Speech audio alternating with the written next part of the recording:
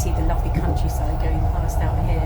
We come in about half an hour and then we're walking around to pick up our canoes and drag them down to the river. So see you when we get to the river.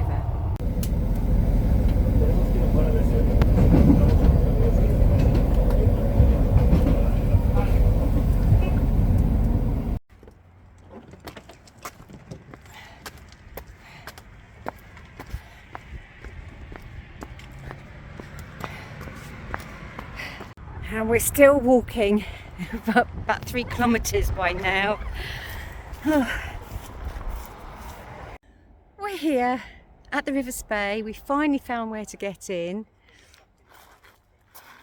And it's down a very steep slope, so we're having to lower the canoes down with paracord.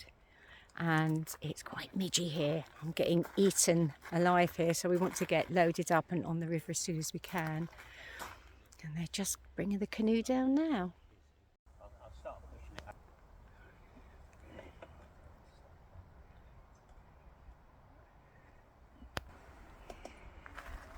So we're here with our friend Mick. He's in a kayak. And me and Henry are in the Canadian canoe. Woo! There we are, getting ready down there. So the deal with this canoe company is you pick the canoes up and then you portage for 1.5 kilometres down the road, and then, as you saw, bring it down the bank.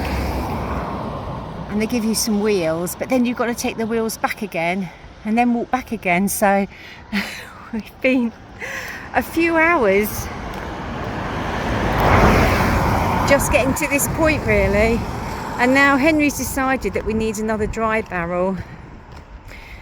And I've refused to go back again, so he's going to go. Well, Henry's come back with the 3rd barrel, and we've had a cup of tea, so now all is well with the world. And we're just tying them on, and we're getting ready. And it's raining, of course, but then that's Scotland, what do you expect?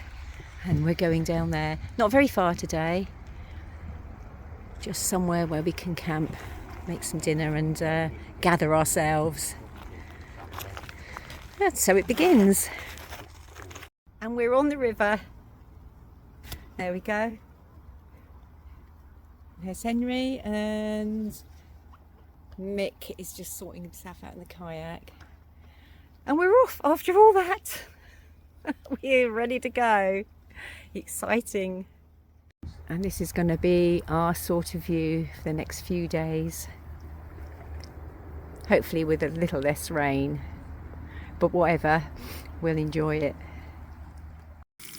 Well, it all got a bit hectic and we didn't get quite as far as we wanted to, but we found somewhere,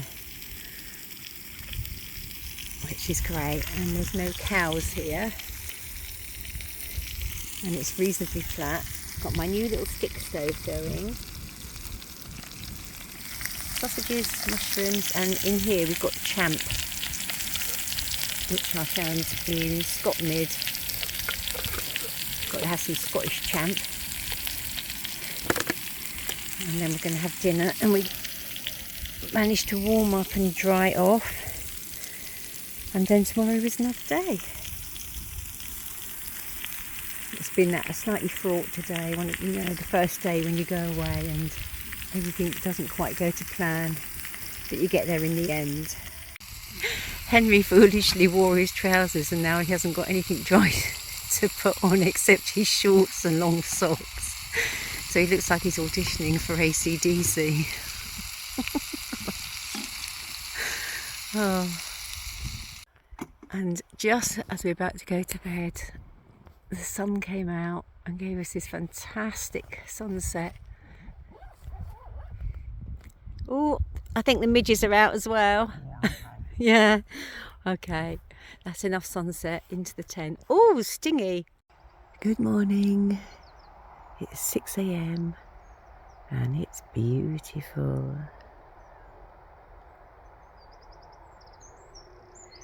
It was quite chilly last night. I was just about warm enough. And it's very wet on the tent today, but what a gorgeous sight. I'm going to gather the tea things together and wake the boys up with a cup of tea. Day 2, and it's early lunchtime, and we've stopped for a tin of mackerel and a bit of bread, which is all the food we've got. We're trying to get to Nevemoret today. We're finally moving a bit. We've got some rapids there to do, but the river's so low that we're actually having to walk through a lot of the rapids because we've got all the barrels in our Canadian canoe and we're quite low in the water, so we have to keep bumping ourselves across. But the water's moving faster now because up till now we've been rowing quite heavily and not getting very far, but we're hoping to make a bit more speed now. Everyone's happy, midges haven't been too bad, and see how the next section goes. Look at that for a view. I can't do much filming on the river because, you know, cameras and water and everything. But we're in a gentle bit now with a small flow. No rapids at the moment. And Henry's steering at the rear. Well, attempting to. I had a go at steering from the rear last time we had a canoeing holiday and I can't do it. We just zigzag when I'm steering. So I do the grunt work at the front. I'm the one that gets bashed into trees. End of day 2. The rain's come in, so we've had to stop because it was quite heavy. And we found this mown area with a bench to put the tents up. And hopefully nobody will mind us being here. And Mick is experimenting with doing tarp tents. So he's got a tarp and pegs and paracord, and he's inventing a tent. And just like that, it's up. Trekking pole in the middle to hold it up. Lots of space in there.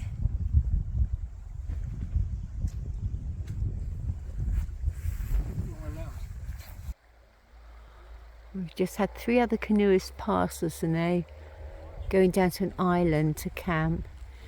It's quite late, it's like 8:30 and they're all singing as they go down, so they've obviously had their dinner. And we can't move another muscle tonight. What a lovely end to the evening. Henry's in there pumping up his pad, although it looks like he's doing something else. I won't say what Mick's doing over there, but his tent's all ready. We've had dinner. The sun's come out and all is well. Day 3, and it's a slight mixed bag. We were all really aching yesterday and Mick and I fell asleep really early and slept like logs. Poor old Henry's sleeping mat went down in the night. That's what happens when you buy stuff off eBay. And he's had a bit of a headache. Ironically, I think it's because he's dehydrated and hasn't been drinking enough water, so we'll remedy that today. We're just off. We've got to get to Boat of Garten and we've got some rapids on the way before we get there.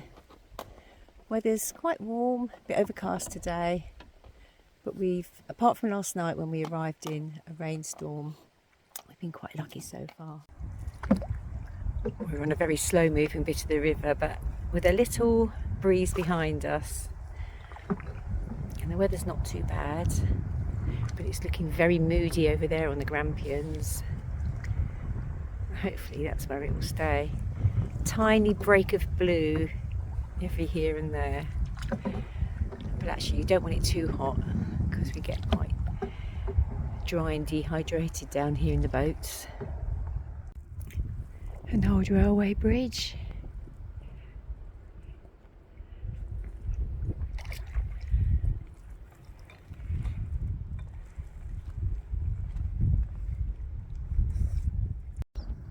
Lots of sand martins here. In fact, we've seen lots all the way down, but this is a really good view of their burrows.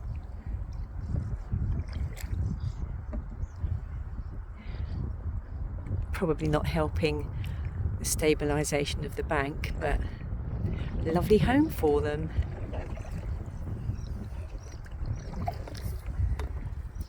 Imagine having a house with that view.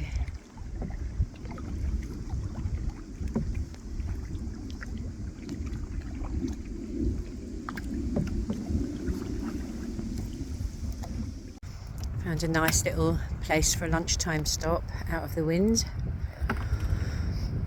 I've forgotten how wet your feet always are when you're canoeing. I feel like a frog. Now it's down to Grandtown for some more food and then find a camping spot after that. I stopped for shopping and this is the next section we've got to go down, trying to avoid all those boulders, which is tricky because between them there's gravel and we get stuck on it, so we quite often have to walk the boats through. So down here is where all the gillies bring fishermen to fish for salmon, I guess. There's lots of rapids and boulders up there, so the fish obviously like that. So we've just got to go until we see a little church on the right, which our friend Andy has told us is a good place to I was going to say moor, but I actually mean camp, that's it. We can get a narrowboat down here. Narrowboat wouldn't have got past the first 5 minutes on this river. It would have been grounded.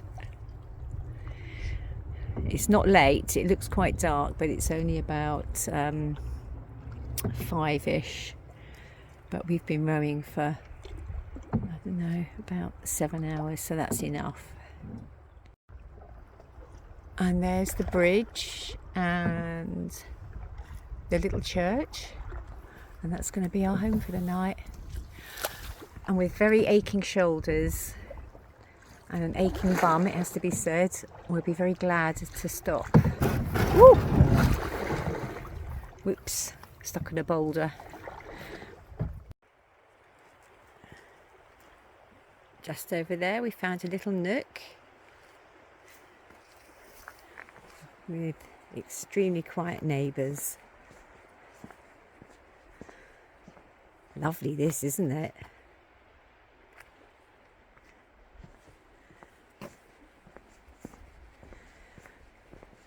So Grampians in the distance.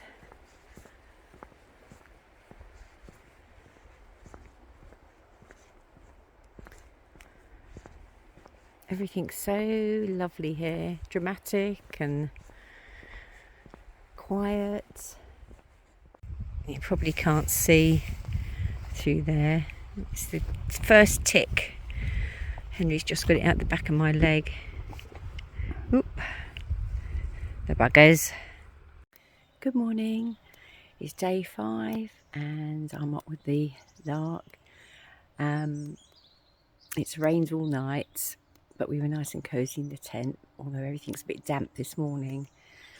And I found the churchyards always have a tap in them, so I've come and had a nice wash this morning, surrounded by all the Grants. It seems that half the people buried in here are called Grants as a surname, which is probably something to do with the town we passed yesterday called Grandtown on Spey. The bells didn't ring all night, or if they did, I didn't hear them. And they were very loud last night, so hopefully they didn't keep anyone else awake. Anyway, it's going to be warmer today, and at the end of the day we've got some bigger rapids, so that's something to look forward to. Anyway. Porridge in our own dining room, albeit a little damp. Porridge with blueberries. So that's it, we're off for today. The sun's out and it's really hot, so I'm already overdressed, although I'm going to have to put a shirt on to stop my arms getting burnt, I think. It took us a bit longer to get ready this morning because everything was so wet, but it's going to be a nice drying day today. Coffee break time and shortbread biscuits. We've been coming down these riffly rapids today, And if they're deep enough, they carry you along quite fast, but if they're too shallow, you grind into rocks when you come down. You have to get out and push them. So we've had wet feet for 4 days now. You get used to it. We'll all have trench foot, I think. But it's a lovely day. In fact, it's a little bit too hot, but I'm not complaining. So many cute spots. He's got the right idea. Window boxes, little chimney, and a view right down the river. They've used trees to build that one. It's solid.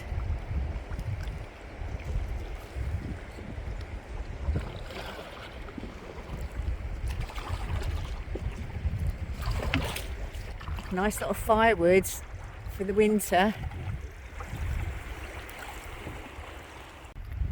There's so many big birds here. We've seen ospreys and buzzards. We're not sure what that one is. If you can see it, it's not a buzzard. We've seen kingfishers, my favourite. We've seen dippers, which are only in a few places, as well as all the other birds you'd expect to see. Well, we've just had our first capsize, and it was a very dramatic one under the bridge. We were trying to avoid getting smashed into the pillars, and we hit a very large rock in the middle. Boat went over and immediately filled with water, and we were out. I mean, it nearly sunk. Luckily Mick was able to get over, and we managed to manhandle it out. And there's an Indian guy fishing around the corner, and he was bravely going to come out and help us, but we didn't want to put him at risk, so we've managed it. So adrenaline's up, but we're all fine. We thought we'd lost an oar, which would have been a disaster, but luckily it was in the bottom of the boat. So all we've done is lose our life straw, and ironically our bailing out bucket. We've just had another selection of very, very fast rapids coming down through washing machine. Mick got stuck on a big stone at the bottom over there, and we smashed into him and popped him up onto it. Luckily no capsizing, because we've had enough of that. And now it's absolutely peeing it down. We continue on down there. Well, day 5, and what can I say? Yesterday, after the first collapse, we had an even more dramatic capsize, and Henry got swept away. Luckily, of course, we were wearing all of our life jackets, and it was so deep he couldn't swim against the current, and Mick rowed out and managed to get him into shore, and I had to hold on to the boat. We were tipped out going around a sharp left-hand bend, and I had to swim to the other side with the boat, and then Mick had to come over and we had to tie the boats together and paddle back. So we ended yesterday absolutely soaked. One of our dry tubs leaked water, and some of our dry bags did as well. And then last night we found a place to camp up, and it rained. It was biblical rain all night long. It was quite warm, so we had masses of condensation in the tent, and as you can see, we stopped coffee today. We're just trying to dry everything out. It's a bit of a chilly wind, and I've got the shivers. We went to a pub for dinner last night, and he didn't agree with me, so I've been sick all morning, and I didn't sleep last night, so it's a little bit like that today, but we're continuing, and it will be fine. We're aiming for a campsite tonight in the hopes of a few facilities. Maybe we can rig up a washing line. Right over there are salmon jumping all the time. It's amazing. They jump right up out of the water, but never near to the fishermen, of which there are many down here. We've made a right mess of this bank. I could have stayed if it. Anyway, we've nearly run out of power on our phones as well, which is why I haven't been able to film very much. But I shall try to get the ends when we come into Spey Bay tomorrow. Day 5, very early. This is our last camp last night. We found an island off the main part of the river and then came in over it to this bit here. It's used by the gillies. In fact, the whole of the Spey down this end is just full of fishermen. And yesterday we saw so many salmon leaping, never quite where the fishermen were, of course.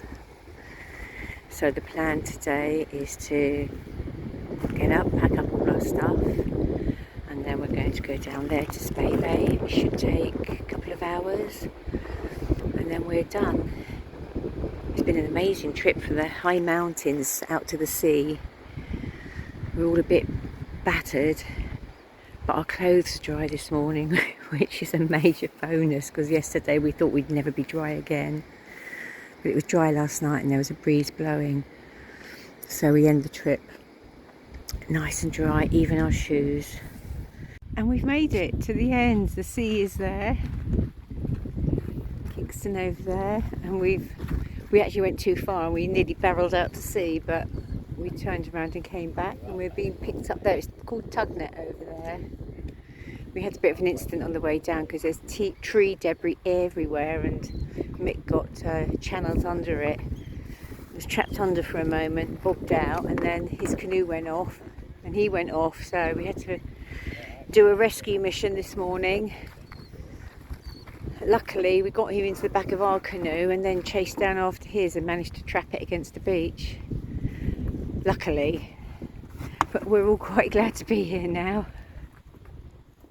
We've just had a very welcome scone and coffee in the cafe at the end here. These are the old ice houses.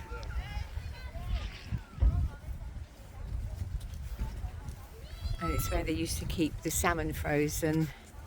This is an area for ospreys, dolphins, sometimes whales and seals. We've got a lovely statue of an osprey over there. And there's loads of people here with binoculars looking out for them. And we're just waiting now to be picked up and looking forward to a comfortable bed tonight. And as we wend our way back to Edinburgh with dry feet and the thought of a nice soft bed, we reflected that the journey really, although we were advised was 5 days, would be much better over 8. We didn't really have time to stop and smell the roses and look around. Also, very amateur that we are, we didn't have a throw line, which would have been a very good idea because we had 3 capsizes and could have used it each time, or at least twice at those times. And thirdly, even if the locals tell you it's fine, do not drink unfiltered river water. I can still testify a week later that that wasn't a good idea. Anyway, have a good week everyone. See you on the next video. Bye for now. If you know the way to blue, have you seen the land living by the breeze? Can you understand a light among the trees? Tell